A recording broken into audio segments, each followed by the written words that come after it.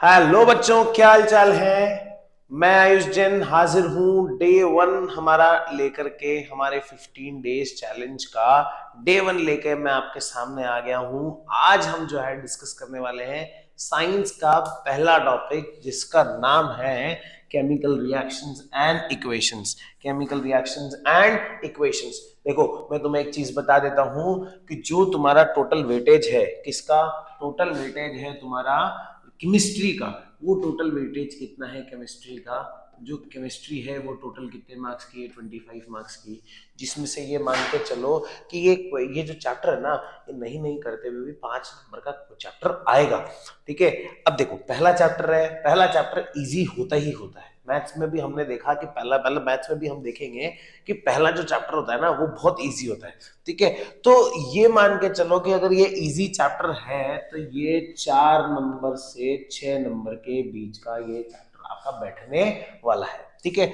लेकिन 4 नंबर अगर हमें 100% स्कोर करना है तो ये 4 नंबर और जो 6 नंबर है ना बेटा, ये भी बड़े इंपॉर्टेंट है। तो हम इसको भी स्किप नहीं करेंगे, हम इसको पढ़ेंगे। So let's have a look on chapter number 1, chemical reactions and equations. चलिए स्टार्ट करते हैं। ठीक है।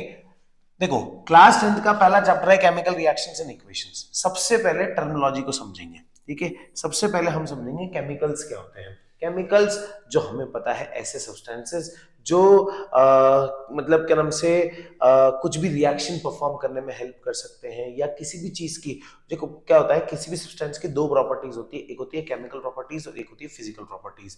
फिजिकल प्रॉपर्टीज उसका फिजिकल अपीयरेंस या फिजिकल प्रॉपर्टीज चेंज करने में हेल्प करती है, लेकिन केमिकल प्रॉपर्टीज जो होती है वो केमिकल्स की चेंज होती है। तो यहां हम समझेंगे कि जो केमिकल रिएक्शंस हैं ये क्या होती हैं। ठीक है। तो इसके बारे में हम देखते हैं कि व्हाट इज केमिकल रिएक्शंस। देखो, दो चीजें हमारे इस चैप्टर के अंदर आ रही है, एक तो आ रही है केमिकल रिएक्शन और एक आ रही है केमिकल इक्वेशन। तो केमिकल रिएक्शन क्या है? कोई भी सब्सटेंस, ठीक है, कोई भी सब्सटेंस जब किसी दूसरे सब्सटेंस के साथ रिएक्ट करता है या किसी दूसरे माहौल में जाता है, किसी दूसरे मीडियम में जाता है और वो किसी नए प्रोडक्ट की फॉर्मेशन करता है, that is known as chemical reaction. ठीक है। केमिकल रिएक्शन, जैसे तुमने दही देखा होगा या दूध को देखा होगा, जो मिल्क है वो मिल्क कन्वर्टिंग इनटू कर्ड, तो that is known as chemical reaction. मतलब आप उस प्रोसेस को रिवर्स नहीं कर सकते। दूध से दही बना सकते हो लेकिन दही से दूध नहीं बना सकते। तो केमिकल रिएक्शन जो है ना, ये वही प्रोसेस है। कोई भी एक ऐसी प्रोसेस जिसमें उस सब्सटेंस की केमिकल प्रॉपर्टीज चेंज हो रही हो, नए सब्सटेंस की फॉर्मेशन हो रही हो, that is known as chemical reaction. लेकिन साथ साथ एक पॉइंट और है, केमिकल इक्वेशन। केमिकल इक्वेशन क्या होती है? जो केमिकल रिएक्शन हुई है उसी का सिंबॉलिक रिप्रेजेंटेशन। ठीक है, उसी का सिंबॉलिक रिप्रेजेंटेशन। फॉर एग्जाम्पल, जैसे क्या किया मैंने, मैंने लिया पानी, उस पानी के अंदर मैंने कुछ कुछ किया। वो मतलब हम बहुत सारी चीजें करेंगे, अभी आगे नहीं बताऊंगा तुम्हें। ठीक है, सस्पेंस क्रिएट रखेंगे। तो इस पानी के साथ मैंने कुछ कुछ किया और कुछ कुछ करने के बाद इसके अंदर H2+O2 की फॉर्मेशन हो गई। ठीक है। मतलब बेसिकली इसको मैंने एक ऐसा प्रोसेस किया इसके साथ कि ये केमिकली टूट गया, किसमें, H2 और O2 में। ठीक है। तो इसकी splitting into H2 and O2 is known as the process. ये जो पूरा प्रोसेस है ना बेटा, ये process is known as chemical reaction. But ये जो रिप्रेजेंटेशन है, this is known as chemical equation. तो chemical equations are the symbolic representation of chemical reaction that involve use of formula and symbols. ये जो है, ये केमिकल फॉर्मूला है, ये सिंबल्स है। इन सब चीजों से जो रिएक्शन बनेगी या जो भी प्रोसेस होगा, जो भी रिप्रेजेंटेशन होगी, that is known as chemical equation. ठीक है। मेरे हिसाब से चीजें क्लियर होंगी। Difference between chemical reaction and chemical equation तुम्हें क्लियर होगा। अब तुम्हें कैसे पता पड़ेगा कि केमिकल रिएक्शन हुई है कि नहीं हुई है? अभी मैंने तुम्हें बता दिया कि दही जम गया, प्रोसेस चेंज हो गया। ठीक है, रिवर्स नहीं हो सकता, तुम्हें तो समझ में आ गया। लेकिन अगर तुम्हारे सामने कहीं पे ऐसी घटना घट रही है और तुम्हें ये पूछ लिया गया कि ये केमिकल रिएक्शन है कि नहीं है, तो तुम कैसे बताओगे? इसका एक सबसे बढ़िया तरीका है, कुछ ऑब्जर्वेशन पॉइंट्स होते हैं बेटा। वो ऑब्जर्वेशन पॉइंट्स हमें देखने होते हैं कि अगर वो ऑब्जर्वेशंस हो रहे हैं, वो चीजें हमें दिख रही है, ऐसा हो रहा है, तो वो केमिकल रिएक्शन हो रही है। ठीक है। कुछ रिएक्शंस कैसी होती हैं, कुछ प्रोसेस कैसे होते हैं, देखेंगे। देखो सबसे पहली चीज हमें क्या देखने को मिलेगी, सबसे पहली चीज हमें क्या देखने को मिलेगी, change in state. Change in state मतलब वो सॉलिड से लिक्विड, लिक्विड से गैस, गैस से सॉलिड, या वो मतलब अलग चिपचिपा हो जाएगा, या वो क्रम से बहुत हार्ड हो जाएगा, बहुत थिक हो जाएगा, ठीक है। अलग अलग तरह का प्रोसेस, जैसे दूध जो होता है वो बिल्कुल लिक्विड फॉर्म में होता है, ठीक है, लेकिन जब वो कर्ड में होता है तो उसमें थिकनिंग हो जाती है, थोड़ी सी थिकनिंग हो जाती है, ठीक है। तो that is known as change in state, ठीक है। तो ऐसा कुछ हमें देखने को मिलेगा। दूसरा जो चेंज हम ऑब्जर्व कर सकते हैं वो कर सकते हैं चेंज इन कलर, ठीक है। उसके कलर में चेंज आ सकता है, उसके कलर में चेंज आ सकता है, ठीक है। कलर में कैसे चेंज आ सकता है कि तुमने कभी चांदी को देखा होगा, लोहे को देखा होगा बेटा, जब लोहा नया नया होता है कैसा चमकता है, लेकिन जब वो मतलब उसमें रस्टिंग हो जाती है तो वो क्या हो जाता है, ब्राउन ब्राउन हो जाता है। तो वो क्या है, चेंज इन कलर, ठीक है। उसकी स्टेट भी चेंज हो रही है, वो कैसा पहले तो बहुत स्ट्रॉन्ग सा रहता है लेकिन वो बाद में ऐसा खिरखिरा सा हो जाता है, तो चेंज इन कलर। तीसरी जो चीज हमें देखने को मिलेगी वो है चेंज इन टेम्परेचर। उसके टेम्परेचर में भी क्या हो जाएगा, चेंज आ जाएगा। दिवाली के टाइम पे ये प्रोसेस तुमने देखा होगा, पटाखों में नहीं बोल रहा हूं मैं, तुम्हें देखा होगा। अच्छा खैर अब तो जमाना दिसंबर का आ चुका है, पहले जो था ना चूना, मतलब वही आत्माराम तुकाराम भिड़े, ठीक है, उनके जमाने में चूना लगाया जाता था, ठीक है। तो वो जो चूना होता था ना, चूना कैसे होता था बेटा, कि जो चूना होता है उसको हम अगर पानी के अंदर डालेंगे तो बिना उसके अंदर कोई हीटिंग सोर्स दिए उसके अंदर बुलबुले उठने लग जाते थे, और वो प्रोसेस जो था ना वो बिल्कुल, वो चूना जो था ना वो गर्म हो जाता है। तो that process is known as change in temperature, मतलब वहां कहीं ना कहीं क्या हो रहा है, केमिकल रिएक्शन हो रही है, ठीक है। चौथी चीज, evolution of gas. Evolution of gas, evolution of gas, ठीक है। ये तुम्हारे साथ कई बार अक्सर घरों में हुई होगी, वो गैस, वो वाली गैस नहीं जो तुम्हें बनती है।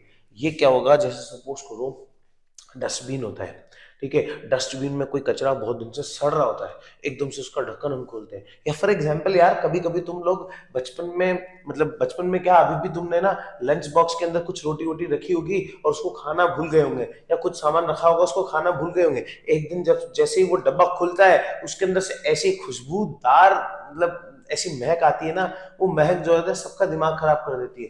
That is evolution of gas, मतलब वहां पे क्या हुआ है, केमिकल रिएक्शन हुई है, ठीक है। और जो पांचवी चीज है वो क्या है बेटा, formation of precipitate.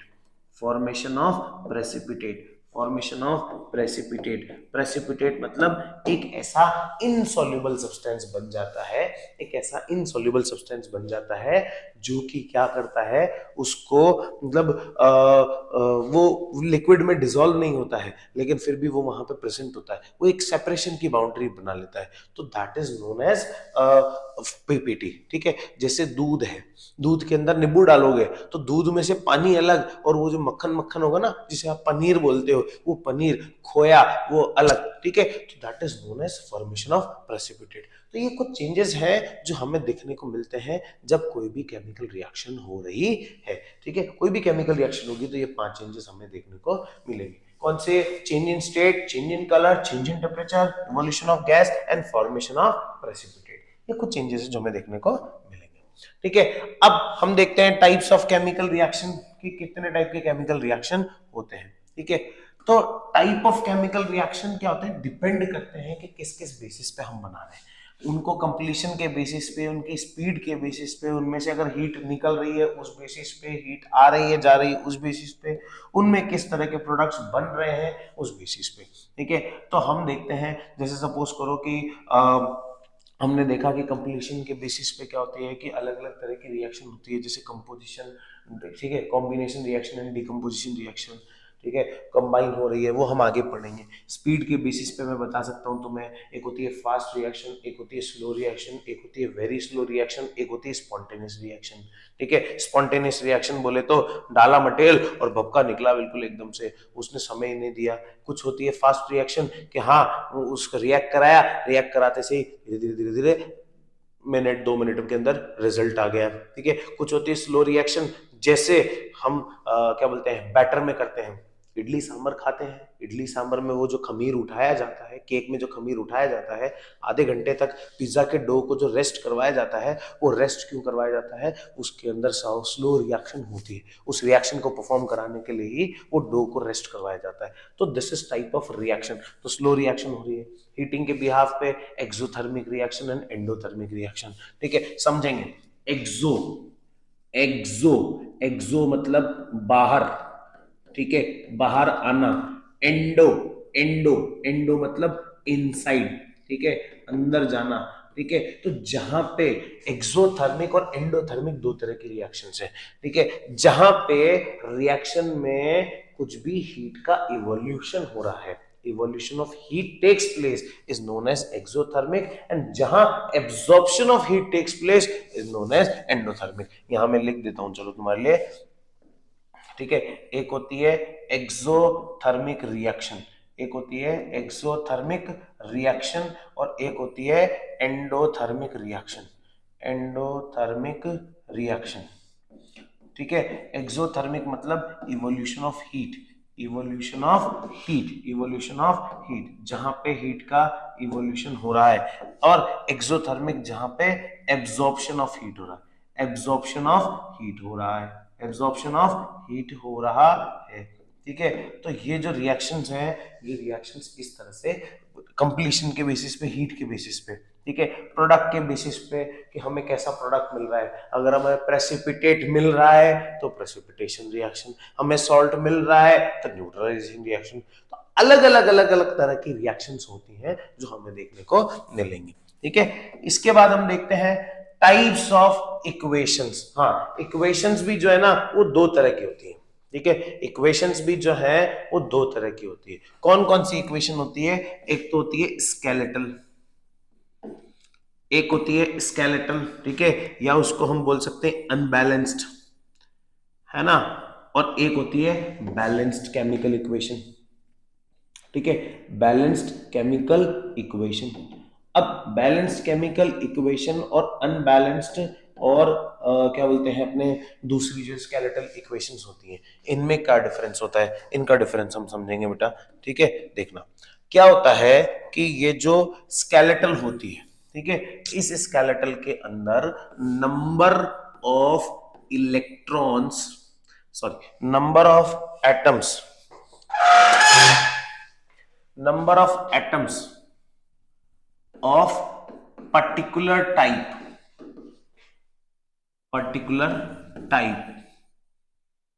are unequal on both side।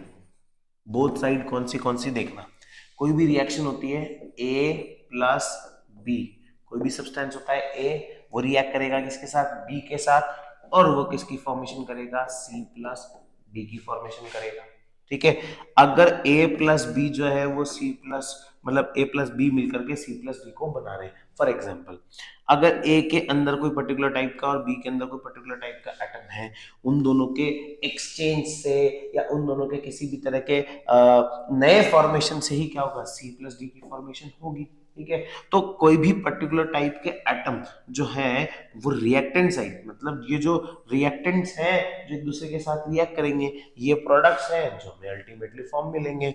तो रिएक्टेंट्स में, ठीक है, रिएक्टेंट्स के अंदर जो पर्टिकुलर टाइप ऑफ एटम है और प्रोडक्ट्स में जो पर्टिकुलर टाइप ऑफ एटम है, वो अगर इक्वल नहीं है तो वो क्या है?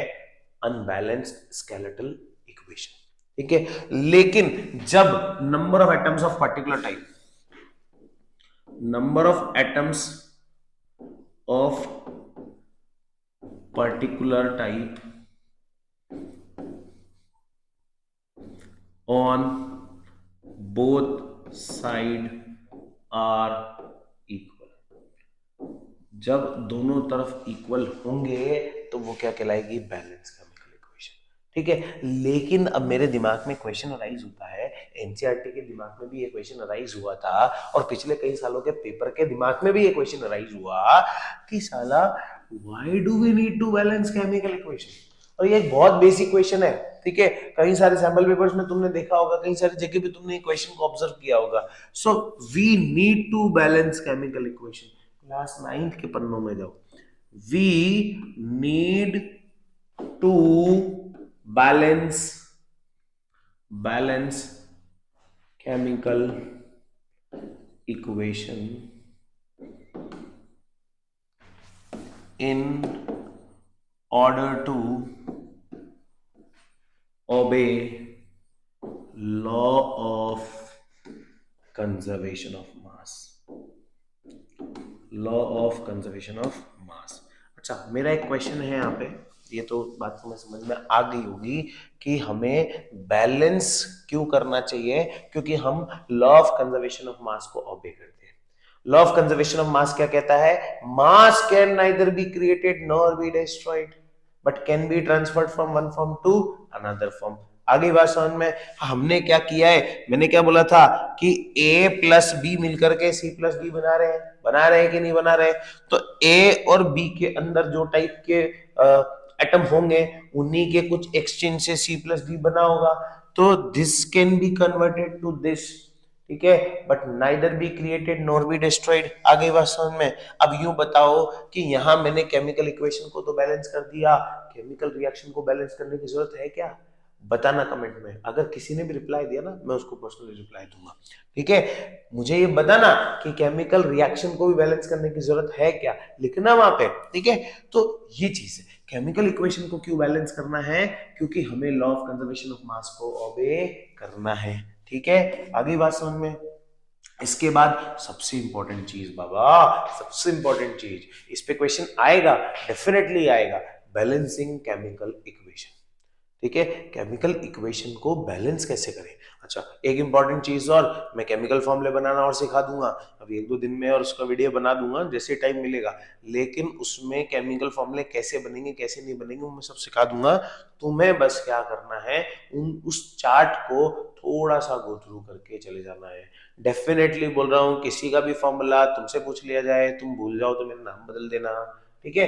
तो चलिए, हमको क्या करना है, बैलेंसिंग करनी है किसकी? केमिकल इक्वेशन की, ठीक है? हमारे पास कुछ केमिकल रिएक्शंस हैं, ठीक है, केमिकल इक्वेशंस हैं, इन इक्वेशंस को बैलेंस करना है। तो हमारे पास KClO3 change into KCl plus O2, ठीक है? Calcium oxychloride change into calcium chloride, sorry, potassium chloride, ठीक है, potassium oxychloride change into potassium chloride plus oxygen, ठीक है? ये हमारे पास इक्वेशन है, ठीक है? यहाँ पे देखो पोटेशियम कितना है? 1। यहाँ पे पोटेशियम कितना है? 1। यहाँ क्लोरीन कितना है? 1। यहाँ क्लोरीन कितना है? 1। यहाँ ऑक्सीजन कितने हैं? 3। यहाँ ऑक्सीजन कितने हैं? 2, ठीक है? तो ये तो बैलेंस थे दोनों, लेकिन ये अनबैलेंस था। यहाँ 3 ऑक्सीजन, यहाँ 2 ऑक्सीजन, कैसे करेंगे? इस 3 को आप क्या नाम से 2 नहीं कर सकते, उस 2 को 3 नहीं कर सकते, हमको क्या करना होता है, इसको मल्टीप्लाई करना होता है, क्योंकि ये पूरा एक कंपाउंड है, ठीक है? और कंपाउंड है तो कंपाउंड को आप क्या कर सकते, उसमें एक ऑक्सीजन मिला नहीं सकते, मिलाओगे तो उसकी पूरी फॉर्मेशन चेंज हो जाएगी। तो हम क्या कर सकते हैं, कंपाउंड को डबल कर सकते हैं, ट्रिपल कर सकते हैं, 4 टाइम्स कर सकते हैं, ठीक है ना? तो ये कंपाउंड को हमें देखना है, तो हमने क्या किया, इस कंपाउंड को डबल कर दिया।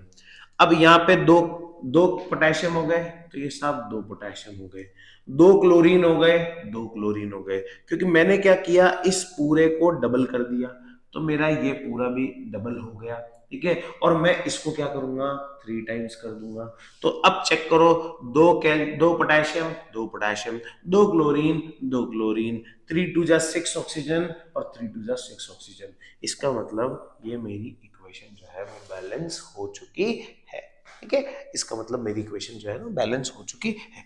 इसी तरह से दूसरी इक्वेशन देखते हैं, एक एल्यूमिनियम, एक एल्यूमिनियम, 3 क्लोरीन, ठीक है? इस पूरे में 3 ही क्लोरीन है, यहाँ पे देख लो 2 क्लोरीन, यहाँ गड़बड़ हो गई भाई साहब, यहाँ एक कैल्शियम, एक कैल्शियम, ऑक्सीजन 2, ऑक्सीजन 3, ये भी गड़बड़ का मामला है, 2 हाइड्रोजन और यहाँ हाइड्रोजन 3।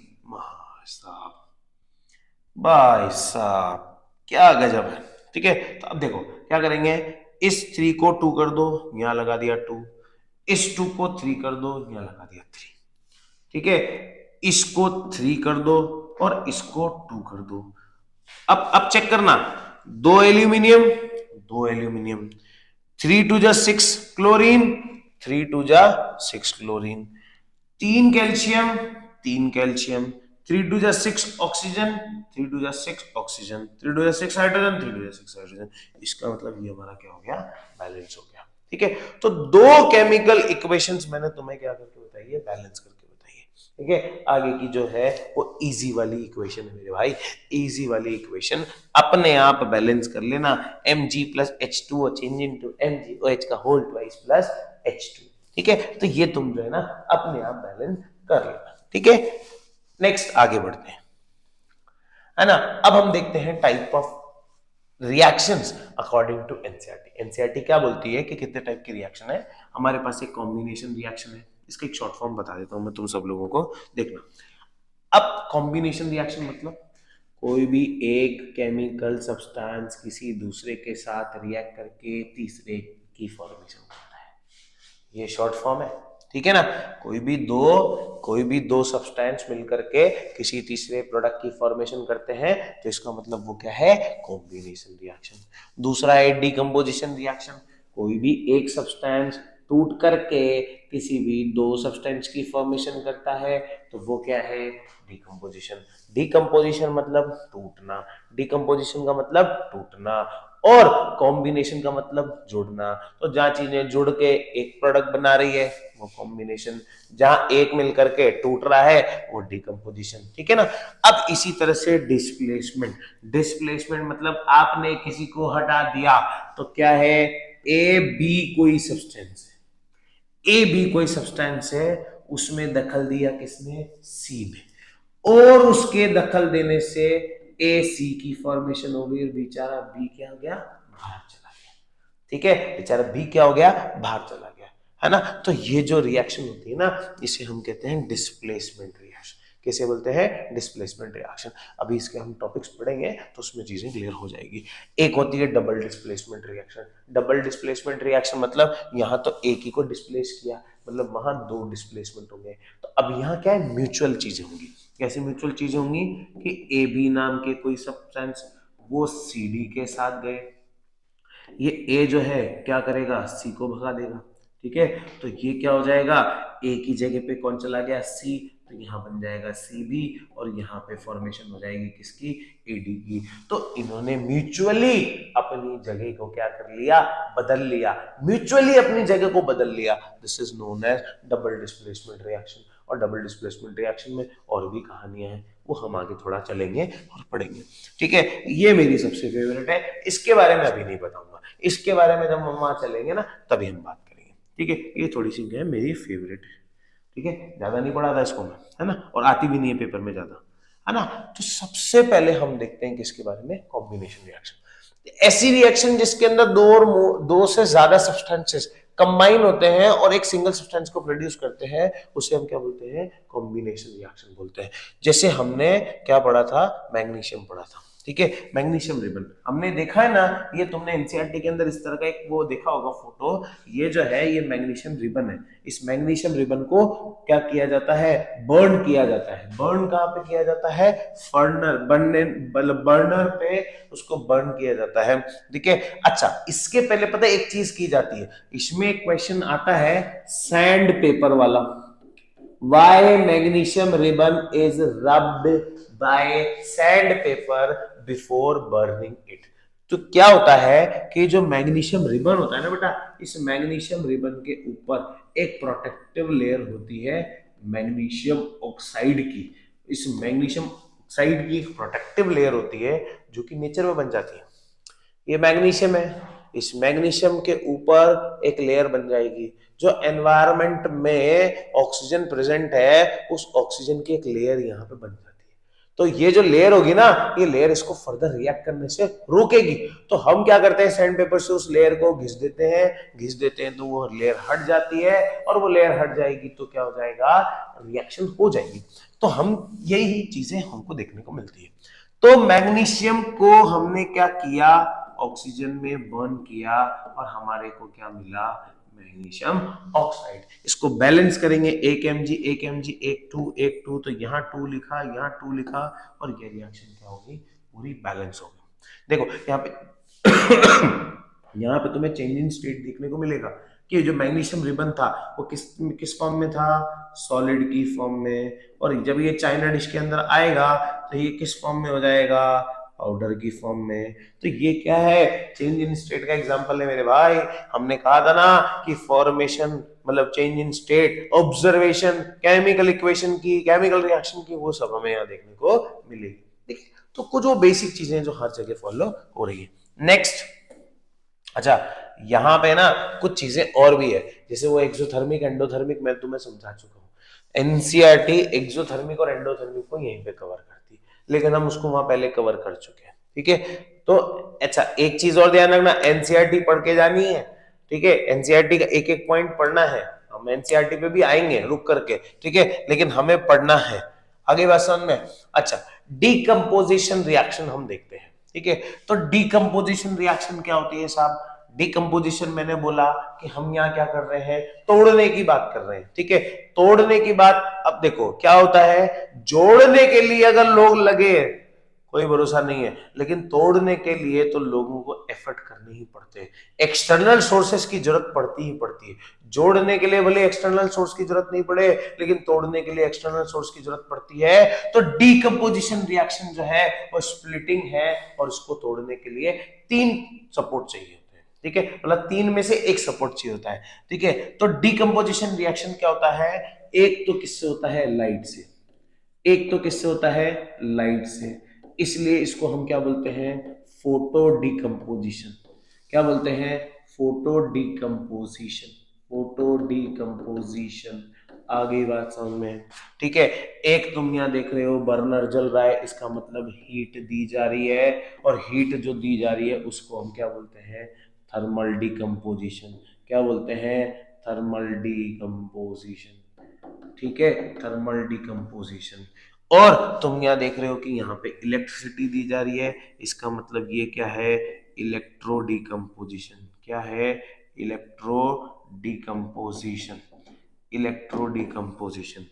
आगे बात समझ में। तो डिकम्पोजिशन रिएक्शन 3 तरीके से होती है, एक तो थर्मल, फोटो, इलेक्ट्रो। ठीक है, इलेक्ट्रिसिटी में हम इलेक्ट्रिसिटी पास कर रहे हैं और उससे हो रहा है, थर्मल में हम हीट पास कर रहे हैं उससे हो रहा है, एंड फोटो में हम लाइट पास कर रहे हैं उससे डिकम्पोजिशन प्रोसेस हो रहा है। तो सिंपल ये एक आउटलाइन है किसकी, डिकम्पोजिशन रिएक्शन की। ठीक है, आगे बात समझ में। अब डिकम्पोजिशन रिएक्शन की डेफिनेशन में तुम्हें मतलब व्हाट्सएप करवा दूंगा। ठीक है, डिकम्पोजिशन रिएक्शन तुम जो है मुझे अपने कॉन्टैक्ट्स देते जाओ, मैं तुम्हें इसका पूरा नोट्स मटेरियल जो है आइदर व्हाट्सएप पे, आइदर हमारे टेलीग्राम चैनल के थ्रू, या तुम क्या नाम से हमसे इंस्टाग्राम से कनेक्ट हो जाओ, तो नोट्स मटेरियल तुमको इसका सारा डिटेल नोट्स मटेरियल जो है तुम्हें वहां मिल जाएगा। और कुछ इंपॉर्टेंट क्वेश्चन जो है अभी हम बना रहे हैं वो भी हम आपको उन चैनल्स के थ्रू, उन माध्यमों के थ्रू भेज देंगे। ठीक है, चलिए डिस्प्लेसमेंट रिएक्शन। डिस्प्लेसमेंट रिएक्शन देखो यहाँ मैंने हिंट के लिए लिख रखे हैं बड़े दादा और छोटे दादा। ठीक है, अब बड़े दादा कौन है, छोटे दादा कौन है, इसको समझने से पहले हम इसके अगले पॉइंट पे चलते हैं। यहाँ देखो कुछ कहानी लिखी हुई है, वो कहानी क्या लिखी हुई है कि कविता ने कल महंगे आलू जानबूझकर फेंकने पर भी हर्ष कुमार होगा एग्रेसिव। और ठीक है, तो ये क्या है, ये कहानी क्या है, ये कहानी का नाम है रिएक्टिविटी सीरीज। क्या नाम है इसका, रिएक्टिविटी सीरीज। और ये रिएक्टिविटी सीरीज बेटा याद करने के लिए बहुत आसान है। क्या है रिएक्टिविटी सीरीज, कविता ने कल महंगे आलू जानबूझकर फेंकने पर भी हर्ष कुमार होगा एग्रेसिव। और इसको याद कर लो। ठीक है, केमिकल सिंबल्स में लिख रहा हूं, देखो यहां कविता का के पकड़ लो, ने का एन ए पकड़ लो, कल का सी ए पकड़ लो, महंगे आलू का एम जी पकड़ लो, आलू का ए एल पकड़ लो, जानबूझकर को जेड एन पकड़ लो, फेंकने का एफ वी आ गया, पी बी मतलब लीड, हर्ष कुमार मतलब एच, कुमार मतलब सी यू, एच जी होगा एग्रेसिव, ए जी बोले तो सिल्वर, और बोले तो गोल्ड मतलब ए यू। आगे बात समझ में, ए यू। ठीक है, तो ये हमारी क्या हो गई, रिएक्टिविटी सीरीज आ गई। ठीक है, कि कविता ने कल महंगे आलू जानबूझकर फेंकने पर भी हर्ष कुमार होगा एग्रेसिव, और ये तुम्हारी रिएक्टिविटी सीरीज तुम्हें याद होगी, उम्र याद करने की जरूरत ही नहीं है। ठीक है, अब हम आते हैं हमारे पीछे वाली चीज पे। बड़े दादा और छोटे दादा कौन है मेरे भाई, समझना। ये जितने भी ऊपर की तरफ जा रहे हैं ये बड़े दादा, मतलब हाईली रिएक्टिव है। कौन है ये, हाईली रिएक्टिव है। और ये जितने भी सब नीचे आ रहे हैं ना, ये सब लीस्ट रिएक्टिव। ठीक है, जितने मतलब जैसे सपोज करो कि Mg और कैल्शियम है, मुझे दोनों में कंपेयर करना है, बड़े दादा कौन है छोटे दादा कौन है, तो कैल्शियम इज बड़े दादा क्योंकि ये ऊपर है, मतलब हाईली रिएक्टिव है, और मैग्नीशियम नीचे है तो मैग्नीशियम इज छोटे दादा, मतलब कंपैरिजन इन दोनों में। लेकिन अगर मैग्नीशियम और एल्यूमिनियम में करूंगा कंपेयर, तो मैग्नीशियम इज बड़े दादा है, एल्यूमिनियम इज छोटे दादा, क्योंकि मैग्नीशियम हाईली रिएक्टिव है, किसके मुकाबले, एल्यूमिनियम के मुकाबले। अब क्या होता है कि डिस्प्लेसमेंट रिएक्शन, मैंने तुम्हें क्या बताया था कि कोई भी सब्सटेंस ए बी की फॉर्मेशन हुई, उसमें सी गया, उसने क्या किया, ए को हटा दिया, सी चला गया, तो सी बी प्लस ए की फॉर्मेशन हो गई कि नहीं हो गई। तो ये क्या है, ये हाईली रिएक्टिव है। जैसे CuSO4 मतलब कॉपर का सल्फेट सॉल्यूशन, कॉपर का सल्फेट सॉल्यूशन, इसके अंदर जिंक डालूंगा। देखो Cu कहां है, ये रहा, जिंक कहां है, ये रहा, तुम अपने आप डिसाइड कर लो कौन हाईली रिएक्टिव है। तो ये क्या हो जाएगा, ZnSO4 प्लस Cu। अब मैंने इसी को ले लिया कि ZnSO4 पकड़ लो, उसके अंदर आयरन डाल दो, ठीक है, पीछे पलटो, Zn ये रहा, Fe ये रहा, क्या होगा, कोई रिएक्शन नहीं होगी, कोई रिएक्शन नहीं होगी, क्योंकि भाई मेरे क्या है, Zn जो है हाईली रिएक्टिव है, Fe लीस्ट रिएक्टिव है। ऐसे क्वेश्चन पूछे जाएंगे, व्हाट हैपन व्हेन, ऐसे क्वेश्चन पूछेगा, what happen when iron nail is dipped in zinc sulphate solution. सुनने में बड़ा भारी लग रहा है, लेकिन जब इसको देखोगे ना, ये iron nail dipped in zinc sulphate solution, no reaction takes place. क्यों नहीं है, क्योंकि आयरन जो है ना, आयरन जो है वो least reactive as comparable to Zn, इसलिए इसलिए इसलिए कोई रिएक्शन होनी पॉसिबल ही नहीं है, कोई रिएक्शन पॉसिबिलिटी ही नहीं है। ठीक है, तो ये अगर सीरीज तुमने याद कर ली, तुम्हें छोटे दादा और बड़े दादा याद हो गए, तुम्हें डिस्प्लेसमेंट छोड़ो, डबल डिस्प्लेसमेंट में भी कोई प्रॉब्लम नहीं आएगी, डेफिनेटली कह रहा हूं। ठीक है, तो इसको हम देखते हैं, है ना, तो ये चीजें होती है, तो ऐसे डिस्प्लेसमेंट रिएक्शन हमें देखने को मिलती है। ठीक है, आगे हम चलते हैं, डिस्प्लेसमेंट रिएक्शन के बाद double displacement reaction. Double displacement reaction में हमने देखेंगे प्रेसिपिटेशन रिएक्शन और न्यूट्रलाइजेशन रिएक्शन। प्रेसिपिटेशन रिएक्शन मतलब पीपीटी की फॉर्मेशन होगी, जैसे BaCl2 plus ZnSO4 change into BaSO4 plus ZnCl। समझना, बेरियम और जिंक, जिंक ने क्या किया, बेरियम को लात मारी और बेरियम की जगह पे बैठ गया, क्योंकि जिंक क्लोराइड बना लिया। बेरियम क्लोराइड बना रहा था, बेरियम क्या हुआ, बेचारा बेघर हुआ, उसने देखा SO4 के पास खाली जगह है, SO4 बना लिया, और ये पीपीटी की फॉर्मेशन हो गई, हो गई। ठीक है, ये पीपीटी की फॉर्मेशन हो गई। तो जहां प्रेसिपिटेट बन रहा है और डबल डिस्प्लेसमेंट रिएक्शन हो रही है, वो इसका मतलब वो डबल डिस्प्लेसमेंट में भी प्रेसिपिटेशन रिएक्शन है। मैंने क्या बताया था, म्यूचुअली एक्सचेंज देयर प्लेसेस। अगर हम पीछे जाके देखेंगे तो they are mutually changing their places. ठीक है, तो म्यूचुअली चेंजिंग देयर प्लेसेस में वो है। आगे बात समझ में, अभी यहां हमारे पास न्यूट्रलाइजेशन रिएक्शन है। अब ये न्यूट्रलाइजेशन रिएक्शन समझना, न्यूट्रलाइजेशन रिएक्शन क्या होती है, कोई भी एसिड किसी भी बेस के साथ रिएक्ट करता है और सॉल्ट की फॉर्मेशन के साथ साथ वाटर की फॉर्मेशन करता है, तो वो क्या होती है, न्यूट्रलाइजेशन रिएक्शन होती है। न्यूट्रलाइजेशन रिएक्शन क्यों होती है, क्योंकि एसिड अपने आप में खुद एसिड है, मतलब अलग नेचर का है, बेस अपने आप में एक अलग नेचर का है, लेकिन उन दोनों का इफेक्ट होकर के न्यूट्रलाइज हो गया ना, उन दोनों का इफेक्ट। एसिड यूं भाग रहा है, बेस यूं भाग रहा है, दोनों को मिलाया तो दोनों जीरो पे आके बैठ गए, इसका मतलब एक पॉजिटिव एक नेगेटिव दोनों को मिला दिया तो वो जीरो हो गए, तो उनका इफेक्ट न्यूट्रलाइज हो गया। न्यूट्रलाइज होकर के वाटर की फॉर्मेशन भी कर दी, तो मतलब एसिड बेस सॉल्ट के साथ रिएक्ट करके H2O के फॉर्मेशन कर रहा है, पानी की फॉर्मेशन कर रहा है, तो वो कौन सी रिएक्शन होती है? न्यूट्रलाइजेशन। समझना इसको, प्रोसेस को समझना। NaOH बहुत बढ़िया बेस है, HCl बहुत बढ़िया एसिड है, पेट में रिलीज होता है। इस Na को ये हाइड्रोजन लाद देके भगा देगा। चलो पीछे, कहां गई, कहां गई, हाँ, ये हाइड्रोजन, ये Na कहा? बड़े दादा। हाइड्रोजन कहा? छोटे दादा। तो इसने लाद देके भगाया, तो Na ने क्या बनाया? Cl की फॉर्मेशन। अब इसने ये देखा कि यहाँ पे इस हाइड्रोजन को खाली जगह मिल गई, इस हाइड्रोजन को यहाँ पे खाली जगह मिल गई, तो वो Na की जगह पे कब्जा कर लेगा। तो वो क्या करेगा? HOH की फॉर्मेशन करेगा। और ये HOH, कहानी सुनिए, जब भी कोई लड़की देखो दिल मेरा दीवाना बोले, वही वाली कहानी यहाँ पे भाई। ये H, जब भी मैं OH देखूं दिल मेरा दीवाना बोले, पानी बना ले, पानी बना ले। तो ये HOH मतलब क्या है भाई? H2O मतलब वाटर की फॉर्मेशन कर रहा है। ये जब भी कोई लड़की देखूं दिल मेरा दीवाना बोले, पानी बन गए यहाँ पे। आगे बात समझ में? तो ये जो फॉर्मेशन हो रही है ना, this is known as neutralisation reaction. आगे बात समझ में? ठीक है। अब इसके बाद हम आते हैं मेरी फेवरेट, लाल बेल रिएक्शन। लाल बेल बोले तो ये लाल है और ये बेल है, तो लाल बेल रिएक्शन। क्यों लाल बेल में तोड़ा है, क्यों एक साथ नहीं पढ़ रहा हूं? ठीक है, इसका रीजन है, ये red stands for reduction, red stands for reduction and ox stands for oxidation. इसलिए इसको मैंने क्या नाम दिया है? लाल बेल रिएक्शन। ठीक है, हम सिर्फ एनसीईआरटी लेवल पे समझ रहे हैं, अभी इसको ऊपर उबड़ खाबड़ अभी नहीं देख रहे।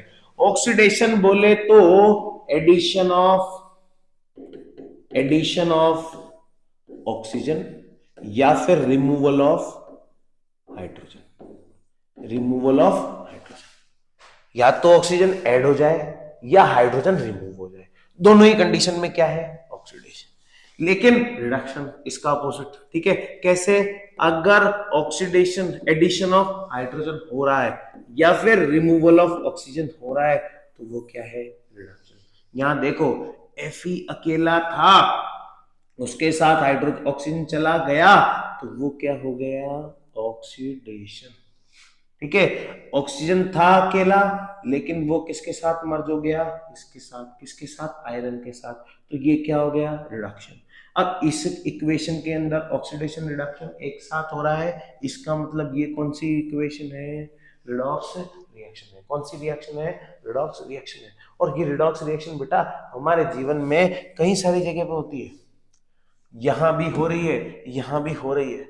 ये अगर तुम्हें पिक्चर में नहीं समझ में आ रहा हो तो मैं समझा देता हूँ। ये जो है ना, ये जो हम सुबह सुबह उठ के जो डेली खाते हैं ब्रेड, ये वो है। इस ब्रेड पे जिसे हम बोलते हैं ना, जब दोस्त ज्यादा परेशान तो पपून मत बन, ठीक है, तो ये फंगस है ये। ठीक है, ये चीजें क्या है? फंगस है। तो ये क्या है? ये भी क्या है? Rusting of iron. ये आयरन की चेन ऐसी लाते हो, लेकिन जब जाती है ना तो ऐसी जाती है। तो this is what? Rancidity, rancidity, और इसको हम बोलते हैं कोरोजन। ये हमारा क्या है? कोरोजन। ठीक है, कोरोजन के बारे में तो हम चैप्टर नंबर 3 में पढ़ लेंगे, डोंट वरी अबाउट इट। ठीक है, चैप्टर नंबर 3 कोरोजन के ऊपर एक अलग पर्टिकुलर टॉपिक है कोरोजन के ऊपर, लेकिन रेंसिडिटी के बारे में पढ़ना बहुत जरूरी है। Rancidity is what? Rancidity is oxidation of oil and fats, oil and fats, oxidation of oil and fats. ठीक है, ऑयल एंड फैट्स के अलावा which leads to bad taste and smell. ठीक है, दिस इज कॉल्ड रेंसिडिटी। अब rancidity को कैसे बचा सकते हो? प्रिवेंशन मेथड आएंगे, ठीक है। अंकल चिप्स का जो थैला आता है, उस थैले के अंदर चिप्स होते हैं इतने से, हवा होती है इतनी सारी। क्यों होती है? क्योंकि वो एसिडिटी से प्रिवेंट कर रहा है। बना होगा 3 महीने पहले, लेकिन आज भी वो खाने में इतना क्रिस्पी लगता है, क्रंची लगता है, मसालेदार लगता है। क्यों? क्योंकि वो सड़ा नहीं है। अगर वो सड़ जाए ना बेटा, उसके अंदर से वो गैस निकाल दी जाए तो बेकार हो जाएगा, क्योंकि नाइट्रोजन गैस है उसके अंदर। एक एनसीईआरटी में क्वेश्चन है, why potato chips bag are flushed with nitrogen gas. Nitrogen gas बहुत बड़ी आंटी है। आंटी बोले तो एंटीऑक्सीडेंट, ठीक है। एंटीऑक्सीडेंट क्या कर रहे हैं? इसके ऑक्सीडेशन को प्रिवेंट कर रहे हैं। आप क्या करो, टेम्परेचर को डाउन कर दो, ऑक्सीडेशन नहीं होगा, ठीक है। डायरेक्ट सनलाइट में जाकर रख दोगे, ऑक्सीडेशन होगा। तो सनलाइट से दूर रख लो। गर्मी में रखोगे तो ऑक्सीडेशन, क्योंकि बैक्टीरिया तो ऑक्सीजन प्रोड्यूस करेंगे, तो वो ऑक्सीडेशन नहीं होगा। तो आप उसको क्या क्या करो, रेफ्रिजरेट कर दो, सनलाइट से बचा लो, ठीक है, एयर के एक्सपोजर से बचा लो। अब घर में अचार बनता है, अचार को बिल्कुल तेल में डुबा के रखते हैं, ठीक है। क्यों रखते हैं? क्योंकि जब तक तेल तैरता रहेगा तब तक उसमें ऑक्सीडेशन नहीं हो सकता। तुमने देखा होगा कई सारे मार्केट के अचार आते हैं, बड़े खट्टे होते हैं, बड़े नमक वाले होते हैं। वो क्यों होते हैं? वो इसी वजह से होते हैं, क्योंकि उनके अंदर एंटीऑक्सीडेंट बनाया जाता है। आगे बात समझे, मतलब एंटीऑक्सीडेंट डाले जाते हैं। तो विनेगर डालना है, एक्सेस अमाउंट ऑफ सॉल्ट डालना है, ये सब क्या है? एंटीऑक्सीडेंट की बहुत अच्छे एग्जाम्पल्स है, ठीक है। तो इन चीजों को ध्यान रखना है।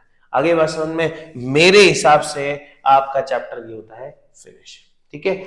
हमने एक शॉर्ट रिव्यू रिकैप में लेकर के जल्दी से इसको खत्म किया है, ठीक है। नोट्स मटेरियल जो बच्चे मांगेंगे उनको मैं दे दूंगा, ठीक है। So thank you so much for continuing with me, है ना। ऐसे ही हम लगे रहेंगे और हमारा जो टारगेट है वो हमें अचीव करना है, ठीक है। Bye bye, good luck.